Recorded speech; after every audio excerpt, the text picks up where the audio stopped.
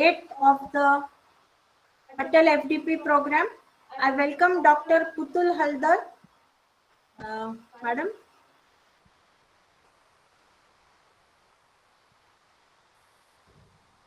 Yes, ma'am. Yes. Welcome, madam, for the ATAL FDP program online sponsored by AICT. On behalf of University Institute of Technology, RGVP Bhopal, I welcome you. Thank you, ma'am. Our expert, Dr. Putul Haldar, is Assistant Professor in Department of Civil Engineering, Indian Institute of Technology, Rupar.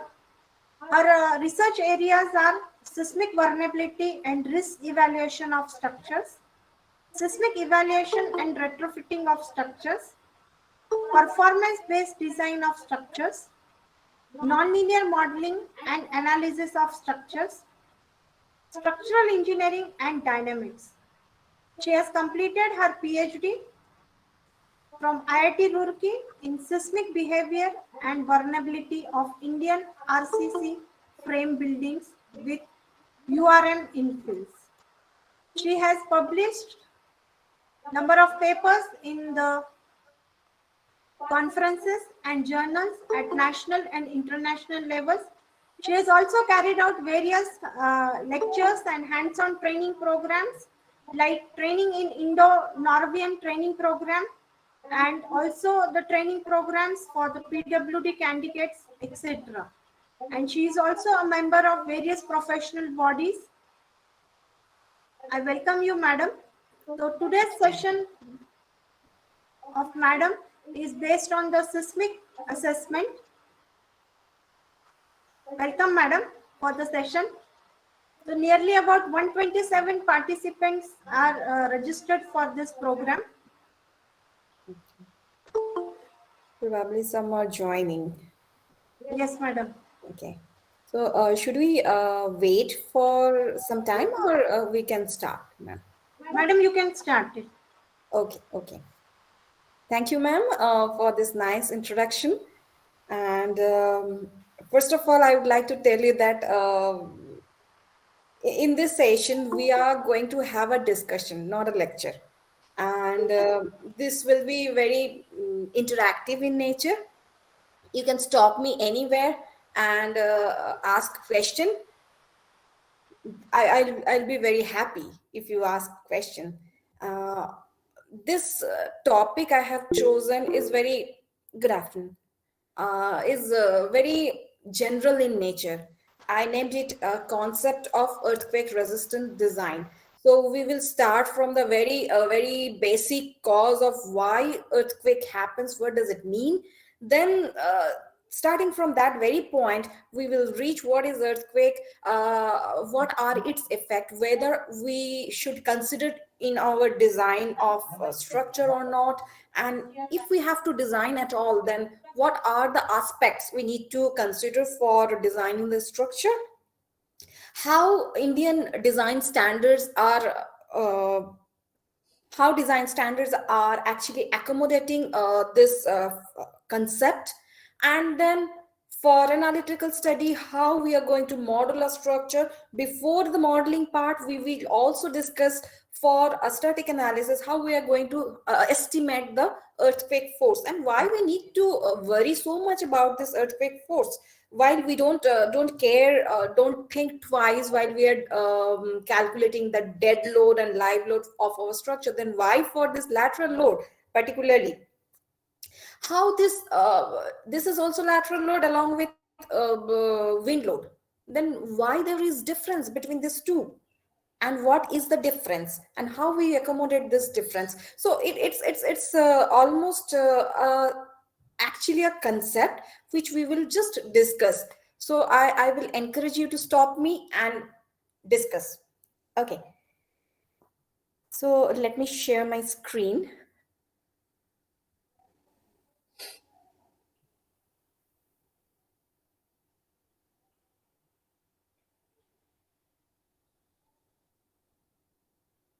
Ma'am, is it visible?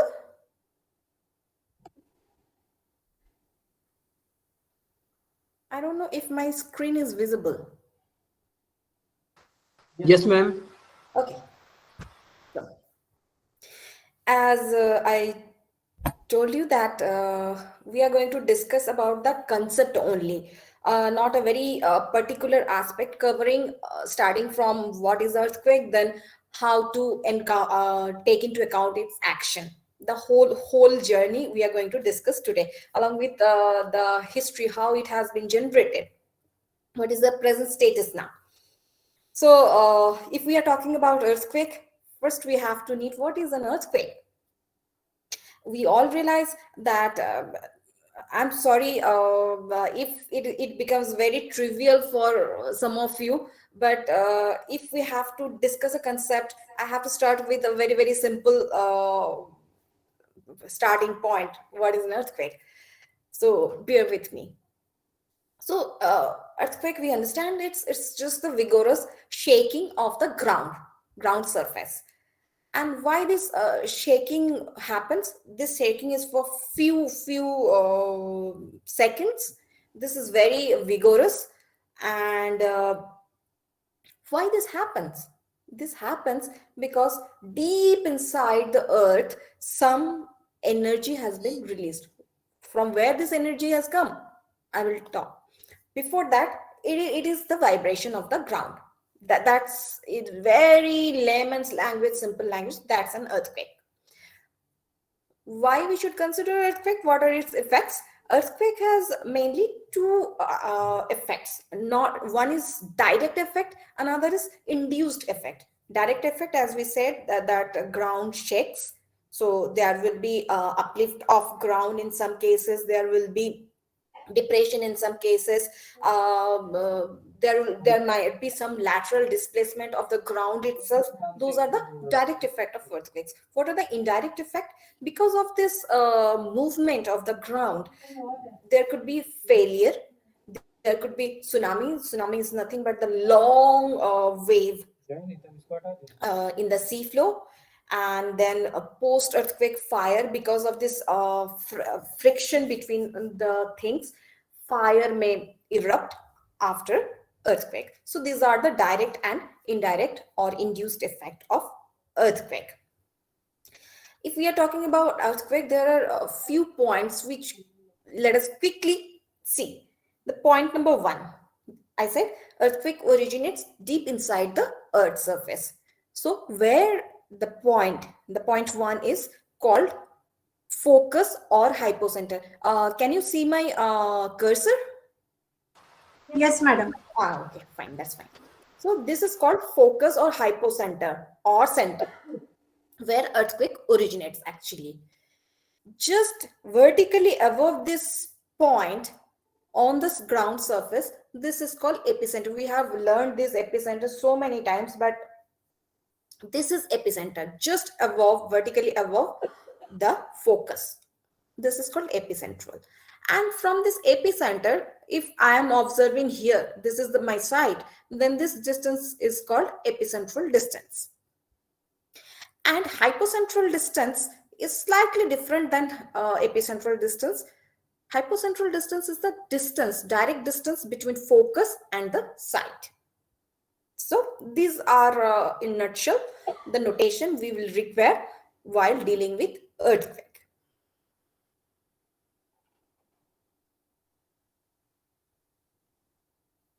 While this energy is being, because of this energy release, there will be vibration.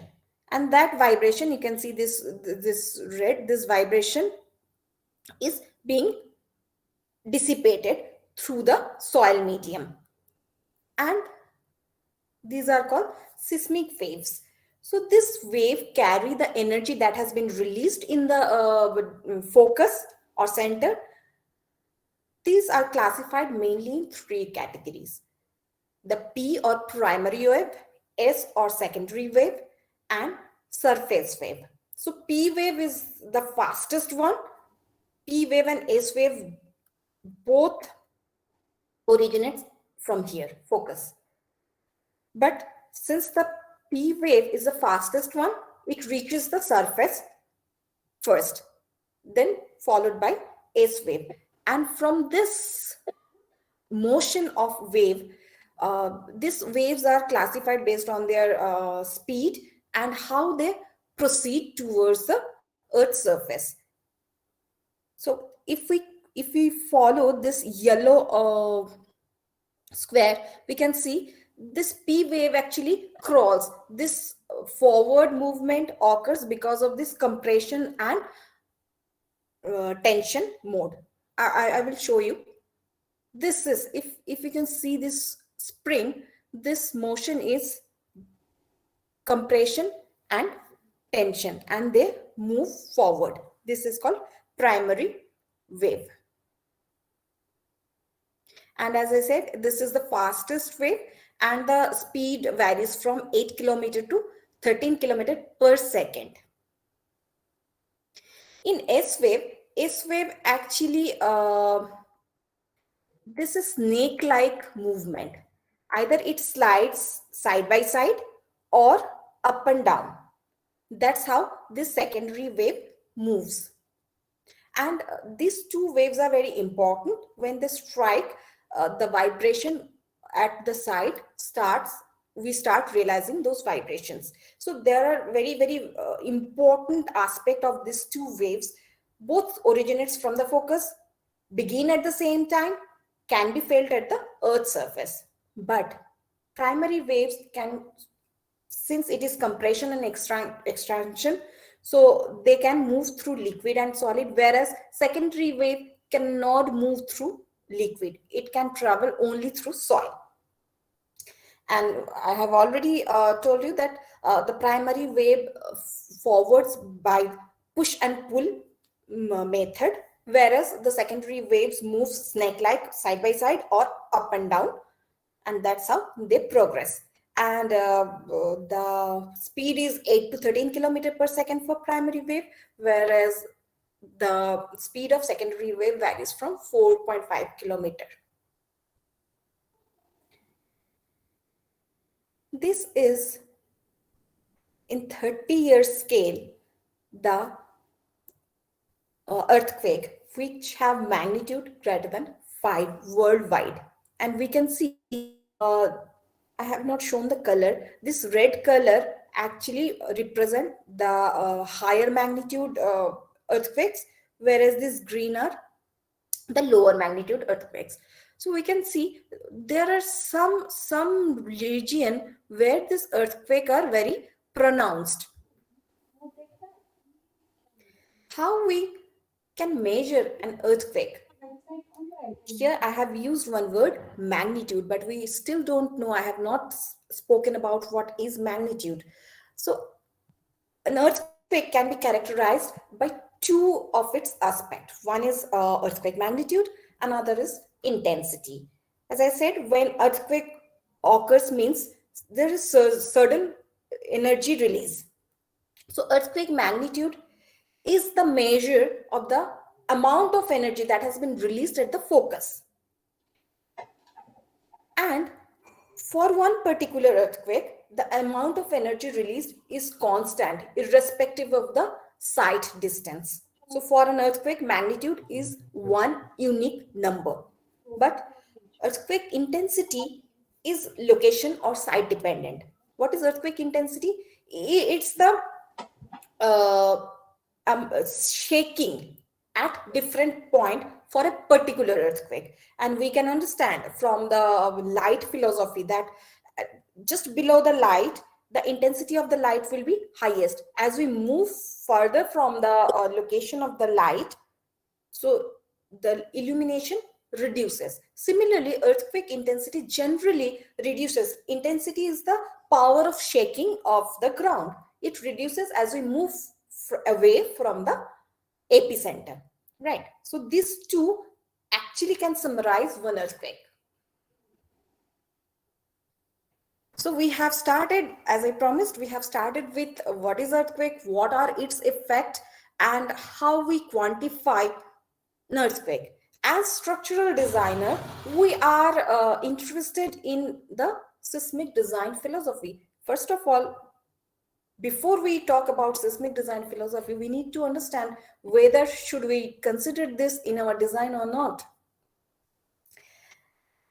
The seismic design philosophy, the very first and most important aspect is it's earthquake resistant. It's not earthquake proof. That means damage is accepted in seismic design philosophy. It's not that the structure will remain elastic like we do in case of a vertical load or gravity load, dead load, live load, wind load. But in case of seismic load, seismic action, we expect some damage, but there should not be collapse. Why this difference? I will come. And this damage has been shown here. I have taken this from, okay, I missed the reference. I have taken this from some other researchers' research. And basic aspect of seismic design, it comes under the design philosophy that it was at the neutral position when there was no earthquake. When earthquake occurs for minor and frequent shaking, that means the strength of shaking is not that high, then we can expect some non-structural or structural no damage to structural member and some non-structural element damage. But for severe earthquakes, structural damage is accepted in predefined location but not the collapse. What will happen if the structure collapses? If the structure collapses, it will also cause some damage to its nearby or adjacent structure. That's why we have to avoid structural collapse at any cost. And in earthquake resistant design, it calls four virtue of earthquake resistant design. Uh, these are very simple. One is related to the shape, size of the structure. Another is strength and stiffness. The additional one, this additional one, ductility, is additional, which we do not consider in while designing for gravity load or vertical load, like dead load, live load combination. So, one by one, let us talk about this. Simple and regular structural configuration, strength, and stiffness, they are required for adequate seismic performance. And ductility is to accommodate the amount of lateral force and its change of action. This I have taken from IS 1893. Here, the simple plan is good, but the plan with so much corners and curves are not desirable. Why not desirable? This is the reason. This is one L-shaped building, and because of the earthquake, the ground vibrates. Along with the ground, this structure, which is resting on the ground, that also vibrates. Because of this vibration, there may be phase change in this two leg of this L, and there could be, since this is connected through this only this corner, there will be stress concentration, and unnecessarily there will be huge damage because of this stress concentration. Instead of this joint, if we separate them, they can move independently and there will be no damage to this corner junction. That's why if even if we have some complex plan diagram given by the architect, we can make it simple by providing this type of gap. And how much this gap should be, that also we can calculate, so that there will be no pounding, no, that gap can be calculated. So the complex plan should be avoided. And even if we have complex plan, we can make it simple by providing some separation between them. Then in simple and regular configuration, size of the building also plays an important role. Very slender like this, height is very high and base dimension is very low, not desirable. Even one dimension is very, very long and another dimension is very short, is also not desirable. Why not desirable? The earthquake force, first of all, please understand that earthquake doesn't impose any force to the structure. Earthquake causes only ground vibration, and it's the property of the structure itself, the inertia property, that the property that it insists that when the structure is at, just a second, when the structure is at rest, it continues to be at the rest. And if there is some disturbance which tries to make it move, it will try to resist that. Because the structure before earthquake, the structure was at rest, and when earthquake strikes, the ground start vibrating, and when ground vibrates in this direction, the structure over it will try to oppose by moving in the opposite direction. So that inertia effect of structure causes force. Earthquake doesn't impose any direct force, although we loosely call it earthquake force, but earthquake really doesn't impose any force to the structure. So why this slender configuration is not, size of the building is not desirable? Because earthquake is the lateral force applying at a height, each floor level. And we know the moment for is can dependent on the point of application. If this is fixed and moment is same 10 kilonewton force is applied at the top, and 10 kilonewton force is applied at the first story, which has height 3 meter, and this is 30 meter, then for the same 10 kilonewton meter force, the moment will be different. For top, it will be 30 meter into 10 kilonewton meter, so 300 kilonewton meter moment. So the moment depends upon the point of application. That's why this slender buildings is not desirable. Then regular load transfer path. To defy the bylaws, what we observe many times, that the ground coverage is restricted up to this, but we want more. So we extend this at the first floor level itself. And that's how we increase our space by defying the bylaws. But that causes again the stress concentration, as I spoke here. This load, the dead load and live load, which are coming from this slab, transferred through beam to columns, and here suddenly there is no direct path to move it to the ground. So what will happen, this load has to go here and then come through this. At this junction there will be stress concentration, and because if there is stress concentration, there will be additional unnecessarily damage, which may lead to total collapse of the building. So even some architect suddenly recommend us to cut a column in a particular floor to increase the space.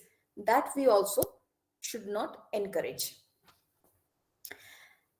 Similarly, now it's the space is very, very costlier. So we go for a multi-story building, and to use the ground floor for parking and for some shops, we don't keep any wall. And that also is not desirable. There should not be any sudden change in the mass or stiffness of the structure at each level. What will happen? This will be the most vulnerable junction and will cause failure of the total structure under earthquake. And so inertial and inverted pendulum, heavy mass on the top should be avoided for the same very reason, that the moment will be very high at the base if mass is very high at the top level. And stability, we also understand that stability will also be disturbed if mass is, just a second, हाँ बताइए। नहीं मैं अभी class में हूँ, आज के नहीं जाना है।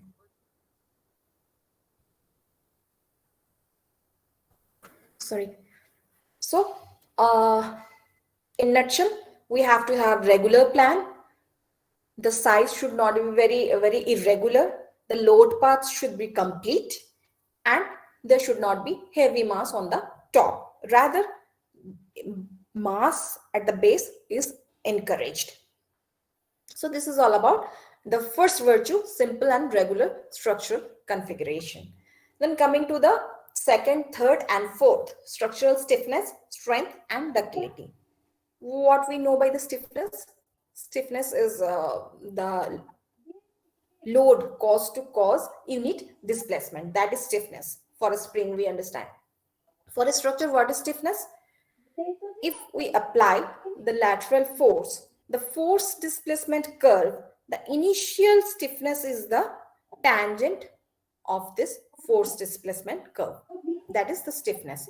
So the lateral stiffness, I have also written the initial stiffness of the building, even though stiffness of the building reduces with increasing damage. And strength is a peak load that can be carried by the structure before failure. That is the strength. Now come to the ductility.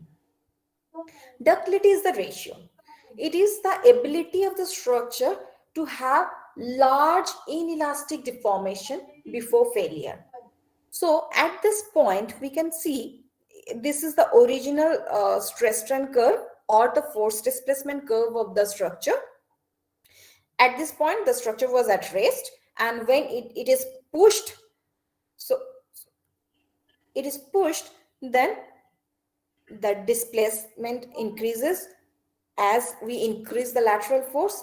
After some point, there will be some damage, the structure will become flexible, and then this load deformation curve will no longer be linear, and that at that point is called yield point. After yielding, there will be a non-linear load displacement curve, and this ductility is the maximum displacement delta max of the structure by the yield displacement. So this is the ratio, and inelastic deformation is this deformation after yielding. Y is for yielding, delta is for the displacement, yield displacement, and this delta max is ultimate displacement of the structure before failure. So inelastic displacement is delta max minus delta y. This ductility plays a very important role in earthquake resistant design. The very first philosophy I said earthquake resistant, not earthquake proof. But if we want to make earthquake proof structure without any damage, is it possible? Theoretically, it is possible. If we design the structure for the maximum possible force that can be generated in the structure due to earthquake, if we design for that much force, the structure will have no damage.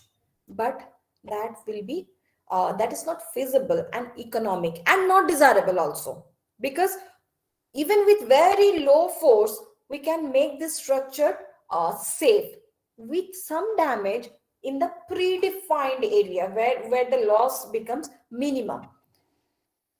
So in nonlinear behavior of the structure, considering the nonlinear behavior, in nonlinear behavior of the structure, this is one portal frame. This is the slab area, and we know most of the mass, 95% of the total mass of the structure is on the acting on the slab. All the dead load, live load is on the slab. Only the column self weight is here. So most of the mass is lumped at the slab level. So we have lumped the mass m at the slab level, and this c is representing the damping. What is damping? I will give me just 5 to 10 minutes. I will come back to it. And the stiffness, and using these three things we can represent the nonlinear behavior of the structure. And the answer of elastic structure, yes, we can make it. And now slowly we are moving towards the how we can encounter this properties of earthquake while designing our structure. And we have understood here that after yielding, the behavior of this structure is highly nonlinear. There is no direct stress strain relationship, and this depends on this nonlinear behavior depends on many things of the structure, and very very structure specific. So in design, even when we design as per IS 456, there are in limit state design method, there is annexure. There are so many assumptions that plane section will remain plane before and after bending, and there is perfect bond between the concrete and the reinforcement to make our life simple without compromising with the safety of the structure. Similarly, in earthquake resistant design also, we are going to assume these things. And among them, one is Newman hypothesis, which says the maximum displacement of a non-linear single degree of freedom system is very similar to the linear system one. So what? How we are going to handle this? This is the concept. What it says that I said we can make elastic structure. It is feasible, it is possible. So this black line is the stress strain curve of an hypothetically elastic structure. Okay, that means the yielding has not occurred yet. And this red dot line represent the nonlinear behavior of the same structure. And as per equal displacement concept, the ultimate displacement, that means delta ultimate, this E represent elastic. This ultimate displacement of this elastic structure is equal to the ultimate displacement of this inelastic structure, provided this structure is long period structure. And generally, if the time period of fundamental time period of the structure is more than 1 second, we call it long period structure. For long period structure, equal displacement principle is valid. What will happen with this equal displacement principle? If we see what it says, that the energy stored in these two structure are same. Energy stored means the area below this curve. For this elastic structure, the area below this curve is this rectangle, right? So the energy is rectangle for this, this triangle for this elastic. This energy is equal to the energy of this curve, which consists of this rectangle and this triangle. If both are similar, we can see that R is equal to mu. Mu is the ductility. Mu is the ductility and R is the response reduction factor. If we have to make this structure elastic, we have to design for F elastic force Fe, right? But if we don't want to make it elastic but say safe at the same time, we can take help of ductility along with force. So we can reduce the design force F elastic to F yield Fy, and this reduction we can take depending upon the ductility available in the structure. But I said this equal displacement principle is valid for long period structure. What will happen to the short period structure then? Yes, for short period structure, equal energy principle is valid. And here, this energy stored is equal, but not the ultimate displacement. And in that case, this energy, if we equate this energy, we can get that we can reduce the force, elastic force by ductility available, and their relationship is under root 2 mu minus 1. Okay. This is the inelastic response, this is the elastic response, and the area in the curve are same, and this is equal to this. If we evaluate, we will get to know this r is equal to root 2 mu minus 1. So we understand that the structure, any structure we have, can be classified either, that will be either in long period structure or short period structure. If they are short period structure, then equal energy principle is valid, which says the energy stored in the elastic and in non inelastic structure are same, and we can find how much reduced force we can design for the structure using the ductility available and this equation. And for long period structure, ultimate displace equal displacement principle is valid, which says the ultimate displacement of elastic and the inelastic structure is same, and from there we can see we can exactly reduce the force, design force, equal to the ductility available in the structure. And how this ductility can be introduced? Even if we design for IS 456, there is some ductility available, but the amount of ductility required for to sustain the damage or dissipate the energy during earthquake, we have to introduce some special arrangement, and that arrangement is in terms of the reinforcement to induce the additional ductility required. Now, you can tell me, ask me, in dead load, live load case, we don't need to reduce the force. In fact, the combination we take for limit state design is 1.5 times dead load plus live load. Then why we are considering reducing this earthquake force? What is the need? Why we are not taking it 1.5 earthquake force FE? The reason, simple reason is the earthquake is very sudden, very rare, and is a very high magnitude. It's rare and high magnitude, very, very high magnitude. If we want to make our structure elastic for that very high force and rare force, it will be uneconomical and not desirable, as we can compensate, we can reduce that elastic force if ductility is present. And how we can reduce that much high force, high rare high force, that depends upon the type of structure, whether it is long period or short period, and we will accordingly apply equal displacement or equal energy principle. Is there any question? Yes, ma'am. I have a question. Yes, Uh, please. I have typed in the chat box. Shall I read it out? Uh, Yes, because I am not able to see the yes. chat box. It's full Yes, screen ma'am. mode now. Yeah, ma'am. Actually, latest IS 1893 considers the stiffness of URM walls also. So, I will which come to walls? that. I will come to that. The Okay. individual modeling part, I will come. Why we Okay. need to model infills at all? At the last, I will come to that. So you need any explanation in how we can reduce the design force depending on the available ductility based on the long period or short period structure?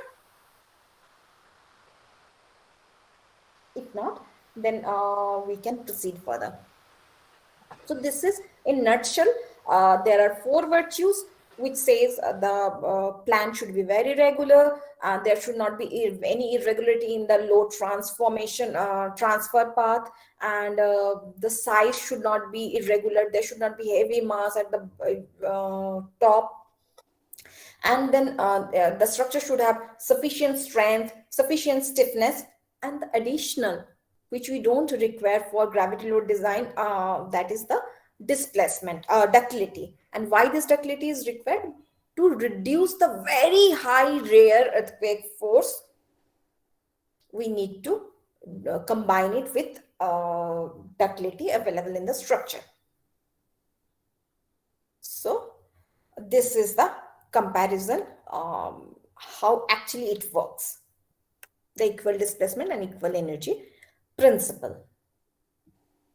So I have already told you that what will happen if there is a ductility, higher ductility, higher inelastic displacement. That means under the same load, the structure will displace very high.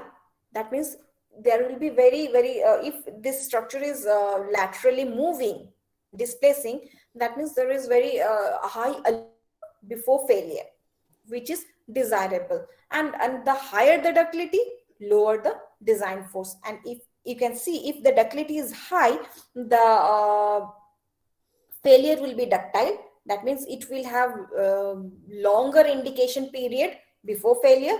If it is brittle failure it happens, that means as soon as it reaches the strength, there will be sudden collapse of the structure without any prior notification. So ductility is very essential. In fact, it is more essential than that of the force. I will come to it later. In fact, we rely 90% on the ductility and 10% on the force, as per IS 1893, which is Indian Seismic Design Code.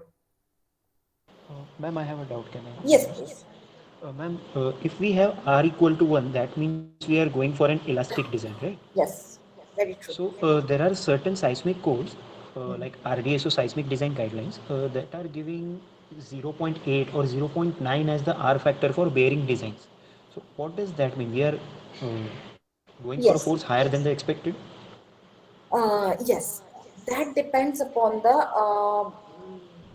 what we call the, let's say we have cantilever structure. We have balconies, right? In our every house, we love to have our balconies, and it's as wide as possible, right? But what will happen, balcony is the structure which is determinate. That means there is a 3 degree of freedom, unknown factors in fixed side, one is free, and same number of equation available. So we can, this is determinate structure, there is no redundancy. Even if that yields, immediately that will cause failure.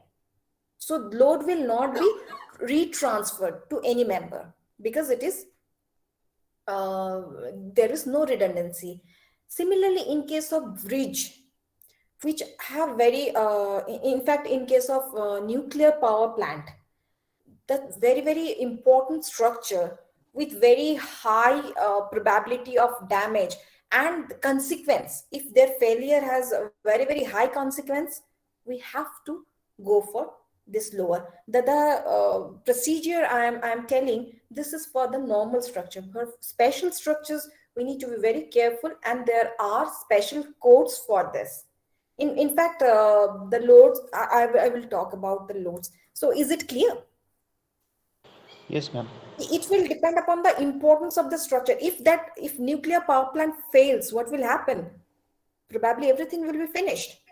So while designing those type of important structure, if some breach collapses, their consequences is very high. If our balcony falls, that could pose a life threat.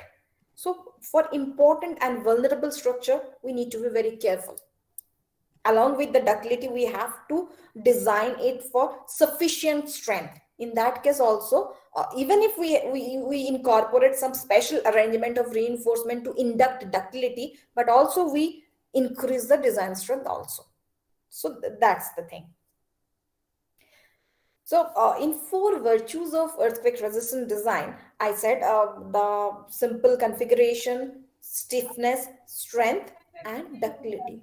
But which one is the most important? How we are going to decide on that? It depends on the ground motion, intensity of the ground motion. If it is of low amplitude motion, that force generated is fe is very lower, then if it is very sound in stiffness and strength, then that is sufficient. But if that elastic force fe is very high, then probably it is not desirable that we make it elastic. Then in that case, we also have to induce ductility along with the force, and that force Fe we can reduce by R depending upon the mu available in the structure, ductility available in the structure. So then now question is, how can we design a ductile structure? What we have to do? We understood that ductility plays important role, particularly if the ground motion is of very high amplitude. We need to consider ductility, but how we are going to design a ductile structure? In red, I have written, to save the building from collapsing, we need to allow some predetermined parts to undergo acceptable type and level of damage. This is very important. Uh, Actually, why this damage is acceptable? Uh, I said in the focus or origin of earthquake, there is sudden eruption of the energy. That energy travels in terms of wave through the soil medium, and because of this wave, the ground vibrates, and that energy is imparted to the structure. So the extra energy that has been imparted to the structure, that causes my structure to vibrate, until and unless that energy is dissipated completely, my structure will not come to rest. So my intent is to dissipate or absorb that additional energy that has been imparted by the seismic waves. If there is some friction, and we know that energy cannot be destroyed nor be created, it can only change from one form to another form, right? So what will happen, why we want damage? Because through damage there will be cracks, and there is to and fro motion, so crack will some open. If earthquake in this direction, there will be some friction between these two cracks, so there will be heat energy. The energy imparted is transferred through heat energy, and there are many such various mechanisms which we collectively call that value C. And this is called mm, and that's how we dissipate the energy. You can understand by this logic. Doctor mostly said, if you have some damage, you have some thing on your head, is there bleeding? Doctor is very happy if you bleed it. Then doctor is very assured that there will not be any internal hemorrhage. Similar, it is with the structure. If there is damage, that means the energy imparted is being dissipated through those damage. That's why damage is desirable. But at the predefined location where the amount of damage should be predefined, that should not cause the collapse of the structure. And why predefined location?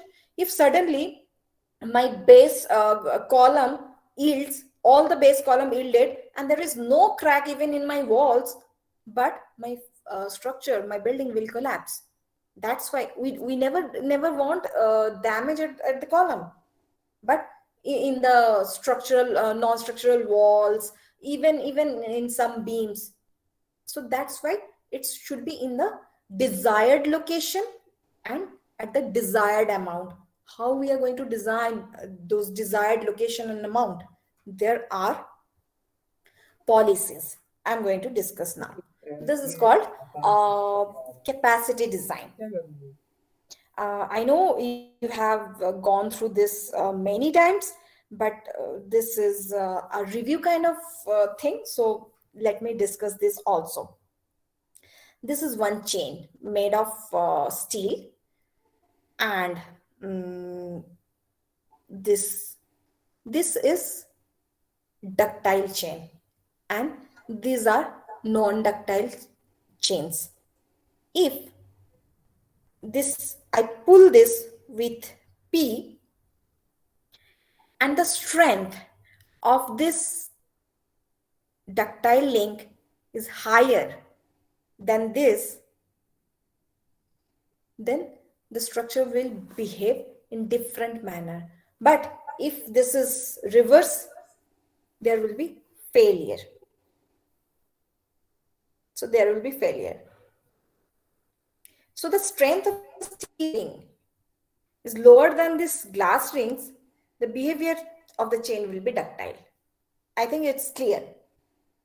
So the strength should be designed of the every member, that the uh, failure is will be occur at the lower strength member.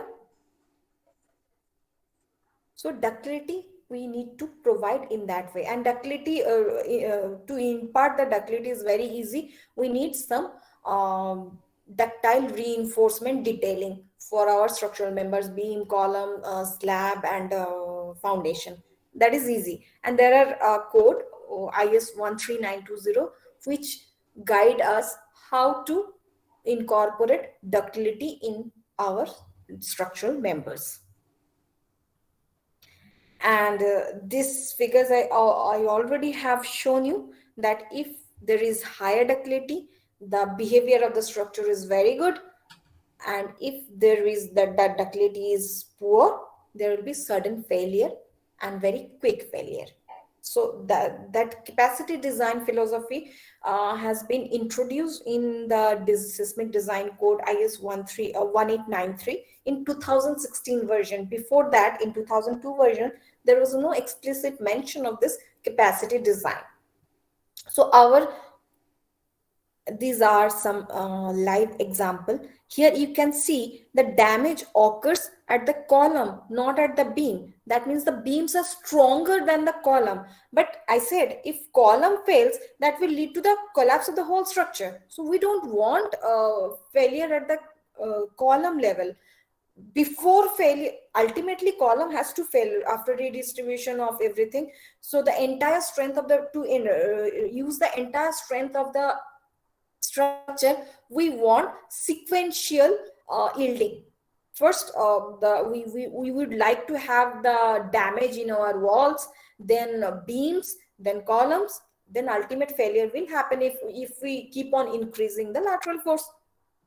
So this is not desirable. Here you can see all the beams are intact. Only in one floor, the columns are gone.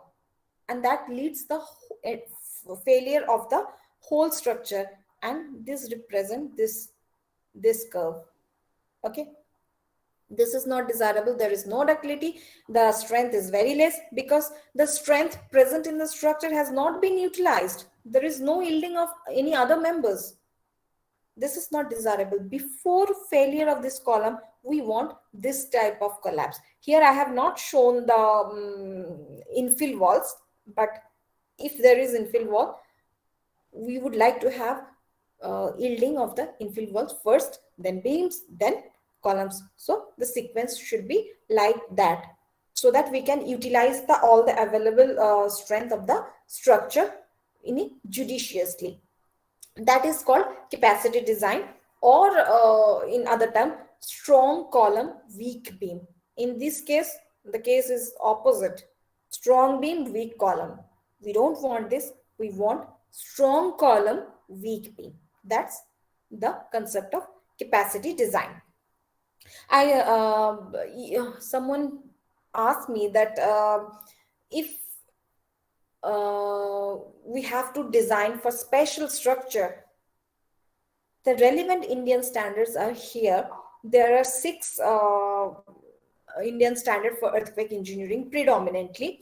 The first one I mentioned many times, IS 1893, which is the latest version, is in 2016. The first part is talked about the general provision of the building and how the seismic force to be calculated. All the general aspects have been covered, and after this slide, I will talk about in detail how the seismic force is being taken care of by IS 1893.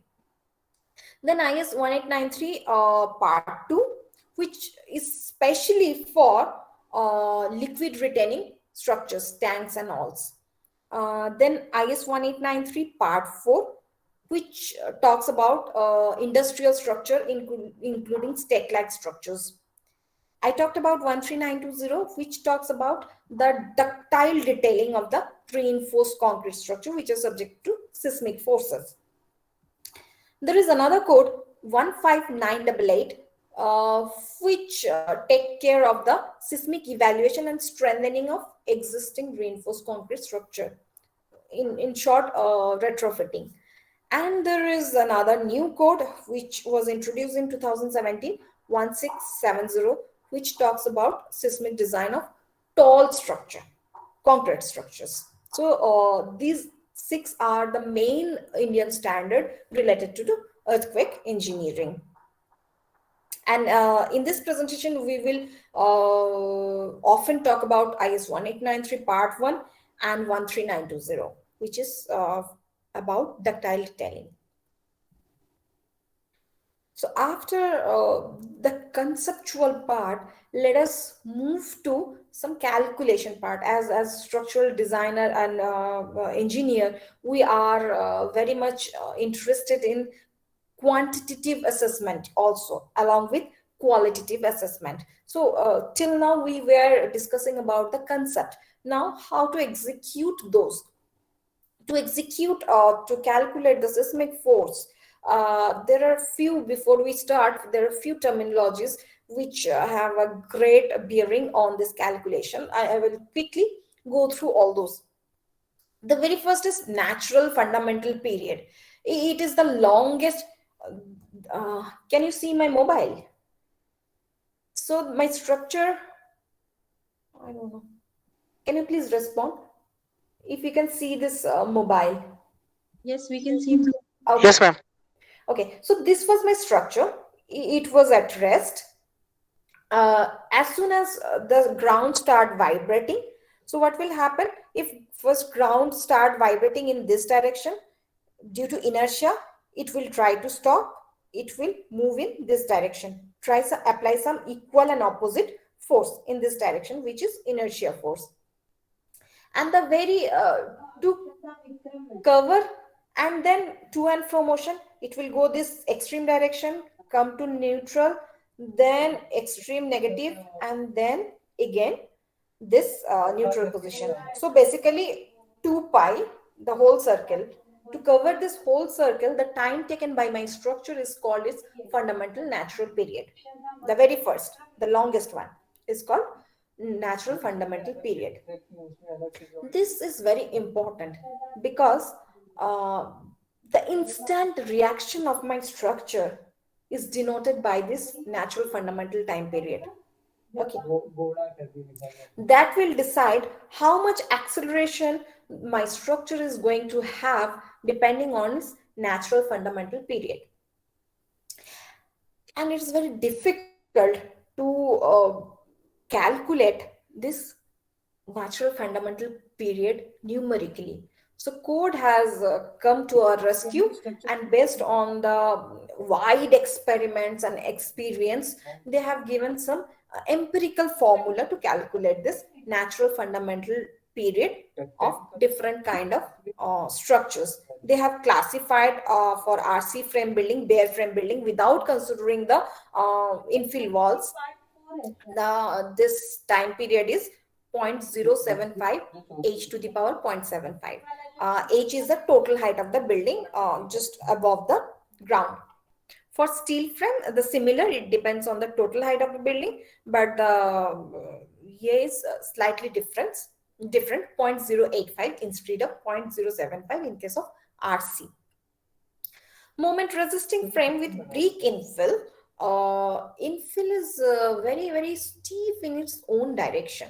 So in this case, it is not only dependent on the total height of the building, also depends upon the earthquake direction. And depending on the earthquake direction, the lateral dimension of the building, plan dimension of the building, D. In case of bare frame building, it's only dependent on the total height of the building, but for infill frame building, it not only depends on the height of the building, but also the plan dimension of the buildings. So this is one. Another is damping. I said damping is the process through which the imparted energy being dissipated. Here you can see after some time this vibration is diminishing and the structure is coming to rest. The procedure through which this energy is being dissipated and our structure comes to rest is called damping. It's a cumulative term, and damping is not one event only. I have given you example of the cracks, but similarly there are many such minuscule aspect which contributes in dissipating the energy, and they collectively called damping. Ductility I have already discussed, and another is seismic weight. Weight, we know weight of the structure, it is the summation of all the dead load, self weight of the members, then live load, that is weight. But what is so special about seismic weight? It is the dead load plus appropriate amount of live load or imposed load. Why appropriate amount of only a percentage of the total dead load should be considered in seismic weight? Because in lateral load we also need to take care of the stability of the structure, and we understand if the vertical load is very high, then to topple my structure lateral load required will be higher. So the critical load combination we can get only when the vertical load acting is minimum along with the highest lateral load. That will give me the most critical situation, and if I design for that most critical situation, my structure will remain safe for all other um, possible combination. That's why the seismic weight is slightly different than the weight. And how different? Because it's not the full live load. Live load only a percentage. And what will be the percentage? That has been given in table 3 of IS 1893. It's not table 3. It's not table 3. I don't remember the table number, but it's in the code IS 1893. These are not very important right now, but these are some concept which will be required when we go for torsion of the building. These photographs I have also taken, but I don't know why this reference is not being here. Okay, this is a plain simple. If this little girl is at the edge, you know, this will have some rotation along with this translation. This is called torsion. This torsion also happens in case of building when the center of mass and center of stiffness of the building does not coincide. When it will not coincide, let's see. Here in this case I have provided one very thick reinforced concrete wall which we call shear wall, only in one direction. So the stiffness in one direction is very high. Center of mass, I have kept library in one corner of my house, so the book is the weight of the book is very high, so the mass is very high here.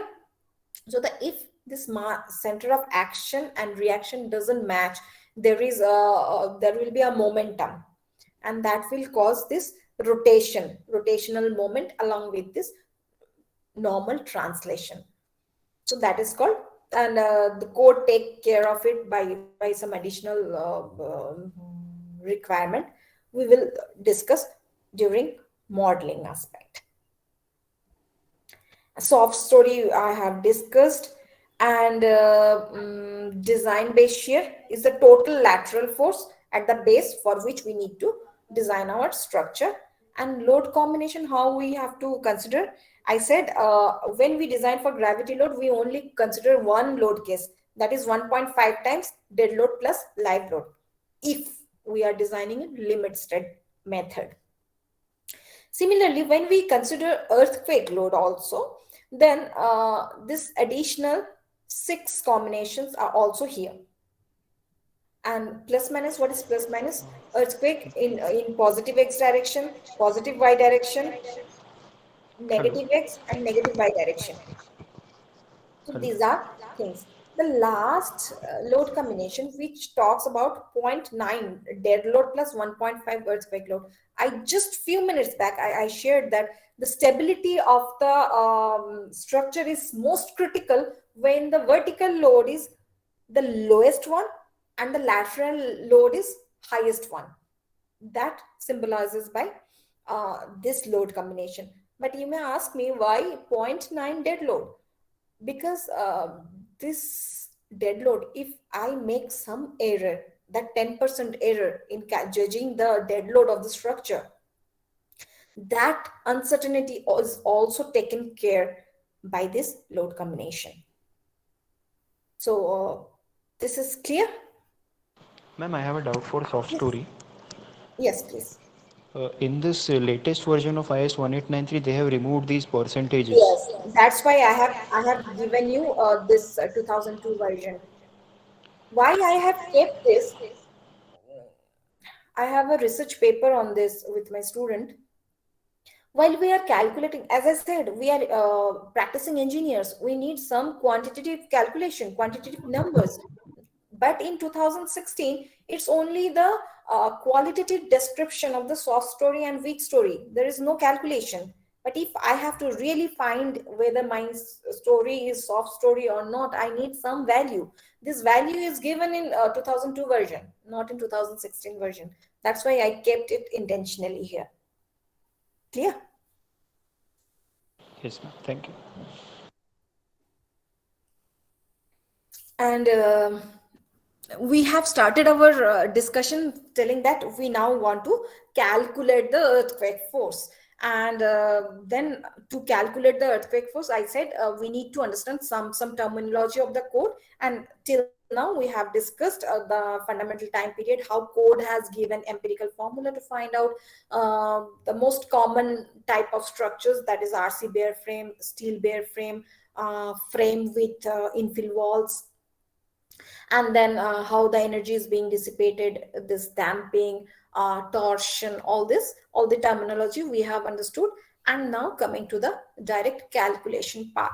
So as per IS 1893, the lateral horizontal coefficient, AH, a is nothing but the acceleration actually component. So that is Z by 2 SA by G I by R. What are those? And the design base shear is the design base shear. The shear force at the base of the structure is called design base shear.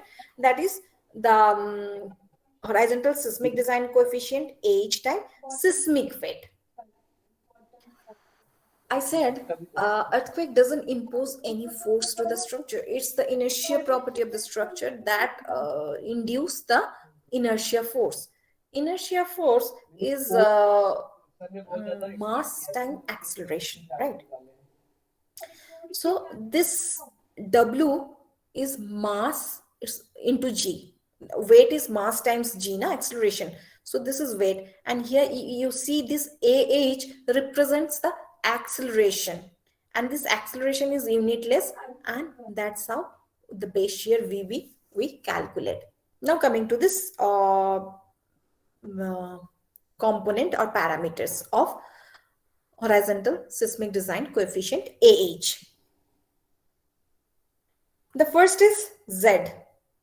We have taken by 2. I will talk. Z represents the, depending on the seismicity of India, IS 1893 has given this hazard curve. This orange color represents the most seismically prone area of India. The entire northeast, Jammu and Kashmir, and this region of just Himalayan region belt is under the most seismically active region, that is seismic zone 5. Along with this northeast and Himalayan belt, there is Kutch region, which also comes under seismic zone 5. It has been incorporated in after 2001 Bhuj earthquake. And this green one is the next lower seismically active region, which is, we can see the North India, entire North India and Ganges belt. and all the Bay of Bengal and this Arabian Sea area, they falls under seismic zone 2 and 3. And here you can see there is no seismic zone 1. Seismic zone 1 was there, but that has been merged with seismic zone 2 in the 2002 version, which was revised after 2001 Bhuj earthquake. And the 2001 Bhuj earthquake has really great importance in earthquake resistant design in India, because before that the seismicity was not that well understood, and the seismicity curve has been revised after that, and earthquake resistant design has become mandatory after experiencing the huge life loss and property loss in 2001 Bhuj earthquake, which was not even a great earthquake.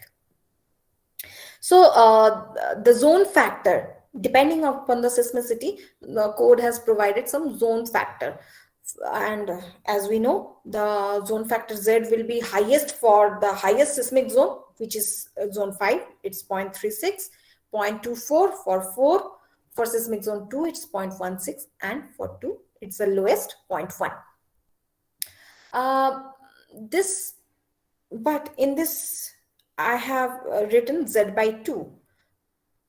In case of design, we go for design basis earthquake, not the maximum considered earthquake, and that's why we divide this seismicity by 2 and consider Z by 2. Now coming to the SA by G. Yes, SA by G is the acceleration which is normalized along with the G.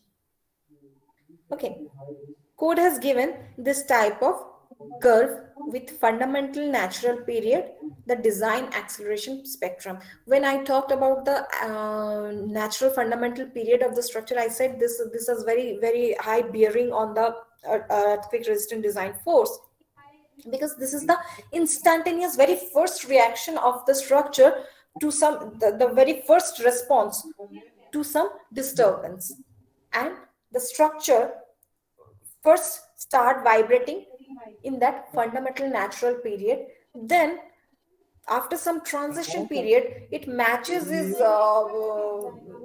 vibration frequency or the time period along with the forcing function. But to match that, the transition, to cross that transition period, the structure, the earthquake is very rapid, very frequent, vigorously changing its direction as well as amplitude very rapidly, and it stays only for few seconds. So the entire reaction of the structure is dependent on its fundamental natural period. And based on this curve, we can read out what will be the design acceleration SA by G for our structure depending on its natural fundamental period and the type of soil on which it is situated. Indian standard IS 1893 has classified the soil in 3 categories: soil type 1, 2, and 3, depending upon their N factor.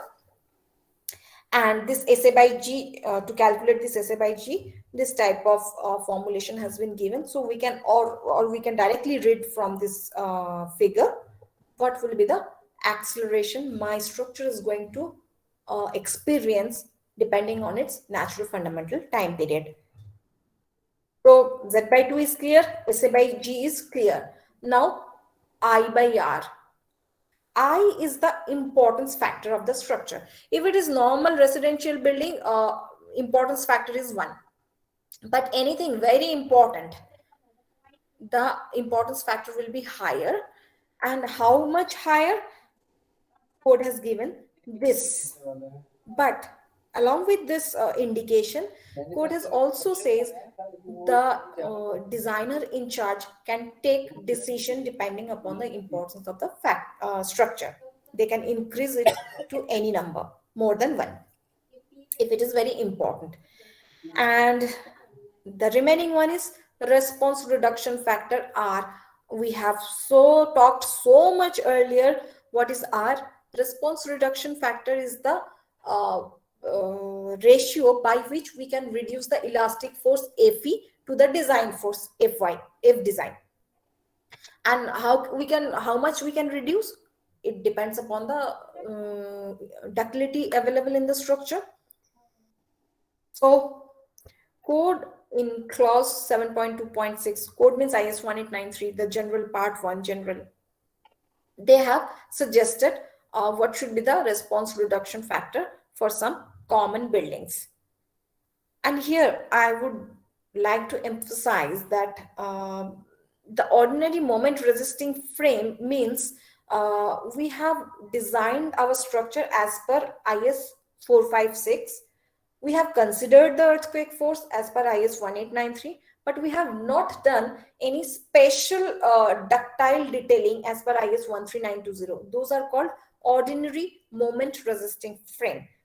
On the contrary, special moment resisting frame SMRF is the special moment resisting frame. That means we have designed the structure as per IS 456, IS 1893. That means we have considered the design force or seismic design force. Along with, we have also provided the ductile detailing.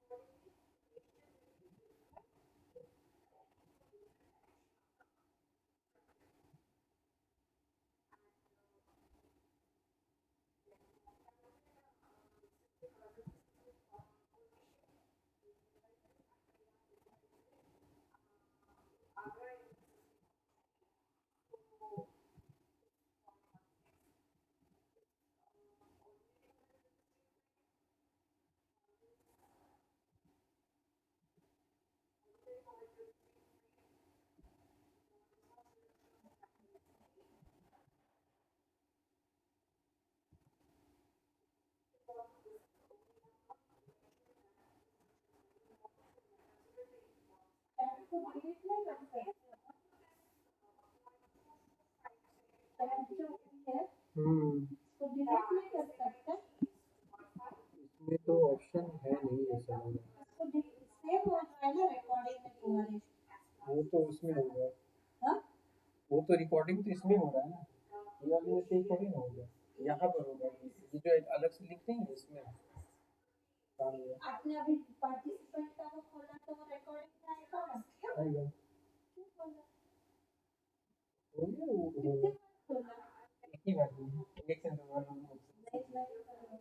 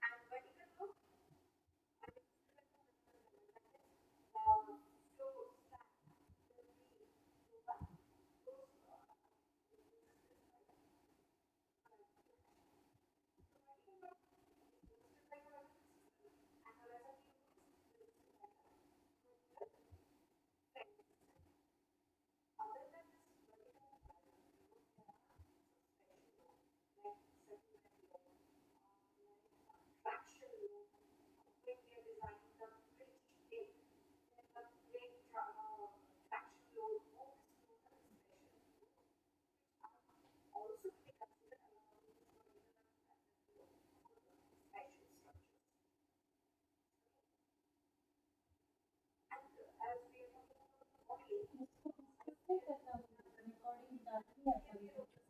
रहा है।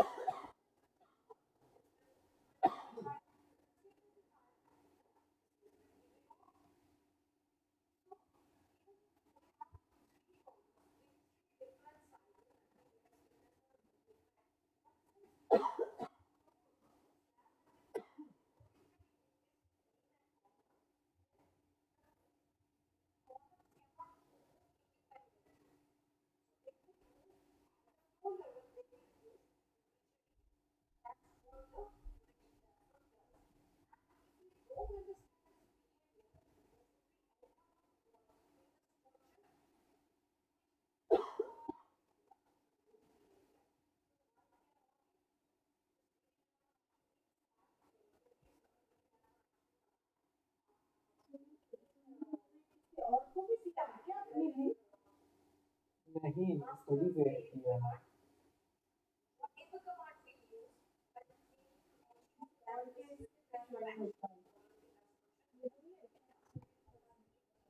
हाँ, अरे वो 3 ID चलाता है ना।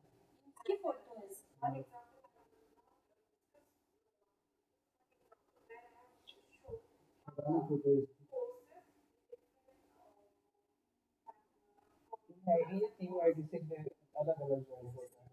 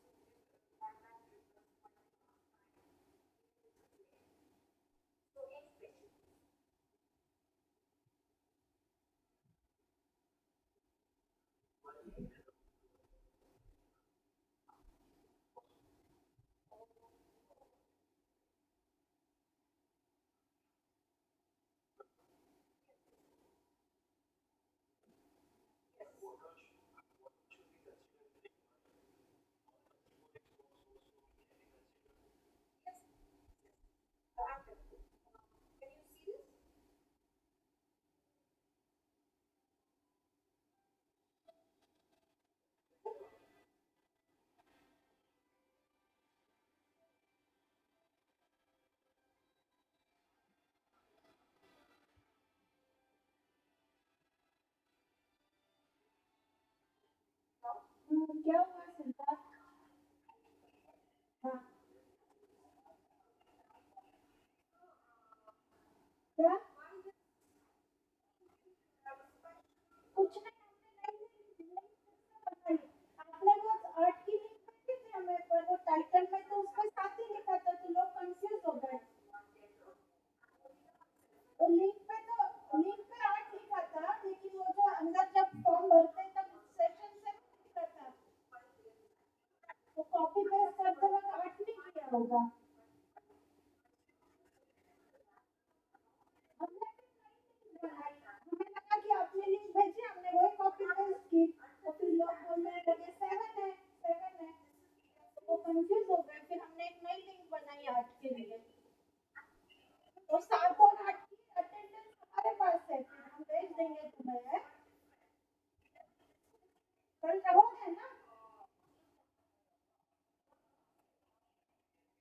तो बता देते ना, कोई बता देने का ना पहले, है ना? चलो कोई बात नहीं, ठीक है, ठीक है।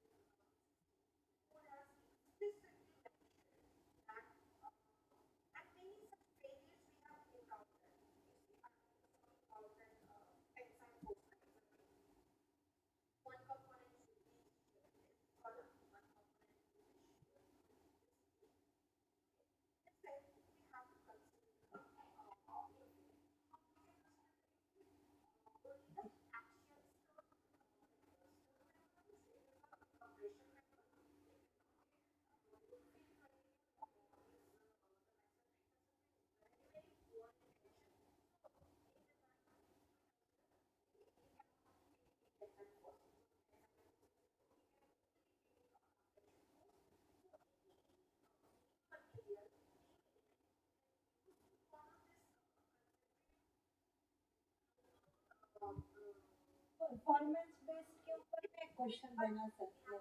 परफॉर्मेंस बेस्ड या कैपेसिटी कैपेसिटी को डिमांड पे कैपेसिटी डिजाइन पे एक क्वेश्चन था। नेट पे कर दे तो ज़्यादा लगाना, मतलब वो कॉपी पेस्ट करें क्वेश्चन तो उनको आंसर मिल जाए। वो तो मैम जो बोल रही थी उसी में से मुझको बना दिया था। हाँ बस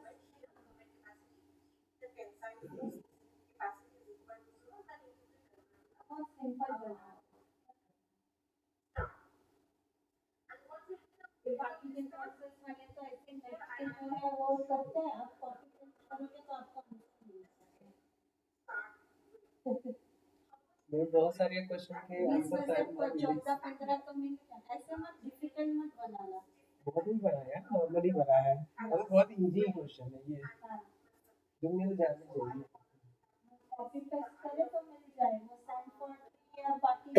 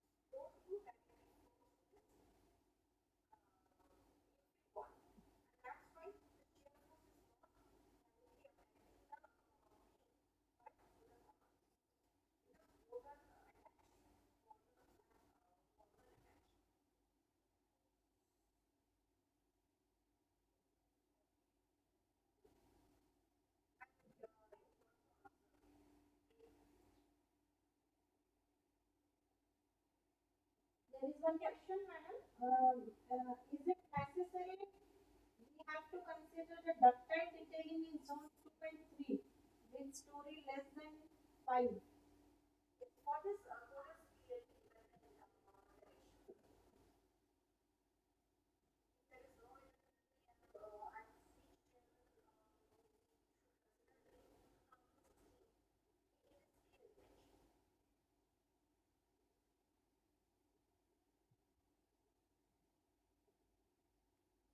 any other questions?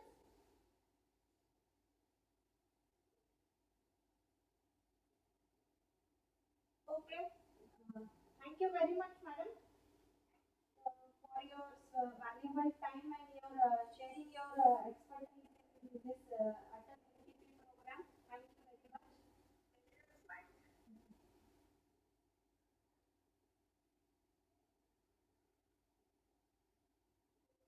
Okay, so thank you all the participants for attending the today's session.